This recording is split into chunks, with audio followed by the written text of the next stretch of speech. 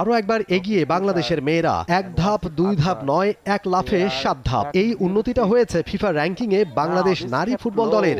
গত 4 বছরে নিজেদের ইতিহাসে সেরা র্যাঙ্কিং সাবিনা ঋতুপর্ণা মারিয়াদের।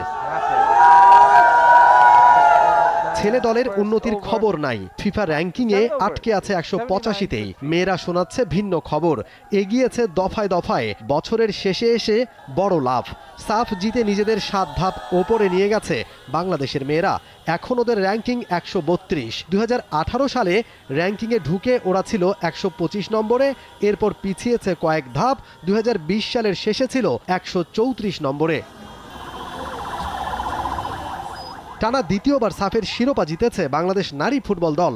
2022 সালে প্রথমবার জেতে সাফের শিরোপা। ইতিহাস গড়া ওই জয়ের পর তখনও র্যাঙ্কিংয়ে এগিয়ে ছিল 7 ধাপ। Double million offer, Walton fridge কিনে পেতে পারেন 20 লক্ষ টাকা, রয়েছে কোটি কোটি টাকার নিশ্চিত উপহার। 147 থেকে এক লাফে উঠে গিয়েছিল 140 নম্বর র্যাঙ্কিংয়ে।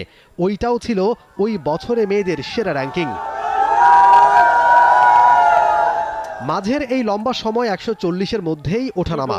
4 মাস আগে প্রকাশিত র্যাঙ্কিংয়ে এক ধাপ উন্নতিতে উঠে এসেছিল 139 নম্বরে। 2টা সাফের শিরোপা জিতে ইতিহাস গড়া মেয়েরা এবার বছর শেষ করছে র্যাঙ্কিংয়ে উন্নতির আনন্দ নিয়ে। 195টা দলের র্যাঙ্কিংয়ে বছর জুড়ে শীর্ষস্থান ধরে রেখেছে যুক্তরাষ্ট্র। এক ধাপ করে এগিয়ে দ্বিতীয় ও তৃতীয় স্থানে স্পেন ও জার্মানি। 2 ধাপ পিছিয়ে 4-এ নেমে গেছে ইংল্যান্ড। প্রথমবার সেরা 10-এর বাইরে ছিটকে গেছে ফ্রান্সের মেয়েরা। বাংলাদেশের মেয়েরা সাফের শিরোপা জেতা মানেই ইন্ডিয়ার পিছিয়ে পড়া। 2022 সালে পিছিয়ে ছিল 3 ধাপ। এবারও বাংলাদেশ নারী দল সাফ জেতায় অবনতি হয়েছে সাউথ এশিয়ার শক্তিশালী দলটার। ইন্ডিয়ার মেয়েরা পিছিয়ে গেছে 1 ধাপ। মমিন Rohan, T Sports.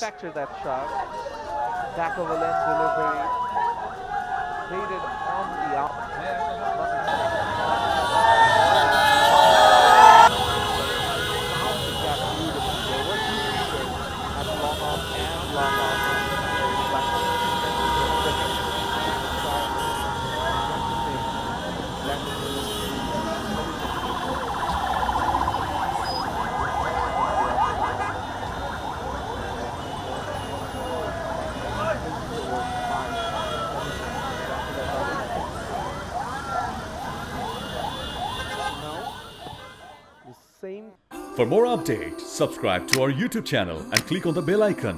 Follow us on Facebook and Instagram.